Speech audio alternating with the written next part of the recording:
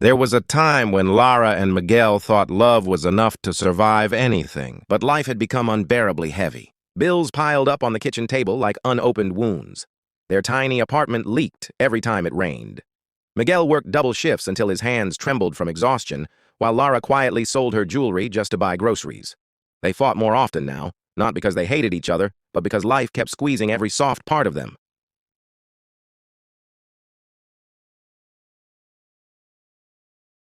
Still, every night, Miguel would look at Lara while she slept and think the same thing. She deserves an easier life than this. Then came the diagnosis. Terminal. The doctor's voice faded into silence after that word.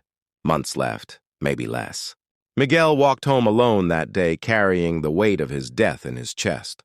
He stood outside their apartment door for several minutes, forcing himself to smile before entering.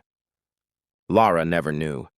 Instead of telling her, Miguel began preparing her for a future without him. He secretly paid off small debts one by one. He fixed broken things around the apartment he had ignored for years. He labeled jars in the kitchen because Lara always forgot where he placed things. He wrote passwords inside a notebook she would someday find. And slowly he taught her how to live without needing him. At first, Lara got angry. "Why are you suddenly making me do everything myself?" she asked one night. Miguel only smiled tiredly. "Because you're stronger than you think." Some nights, after Lara fell asleep, Miguel would sit beside her and quietly cry. Not because he was dying, but because he was terrified of leaving her alone in a world that had never been kind to them. One rainy evening, the electricity went out again. Lara sighed in frustration while searching for candles. Miguel watched her in the dark and realized this would soon be her life permanently. Solving problems alone, sleeping alone, surviving alone. And it broke him. Weeks later, Lara finally found the hospital papers hidden inside Miguel's drawer. Terminal cancer. Her hands shook so badly she could barely breathe.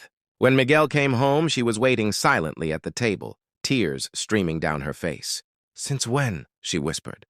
Miguel looked at her for a long time before answering. "I didn't want my death to become another burden for you." Lara collapsed into his arms, crying harder than she ever had before. "You idiot!" she sobbed. "You were never the burden. Losing you is." For the first time in months, Miguel cried too. And in that tiny apartment filled with unpaid bills, leaking ceilings, and the fear of goodbye, they held each other like love itself was the only thing keeping them alive.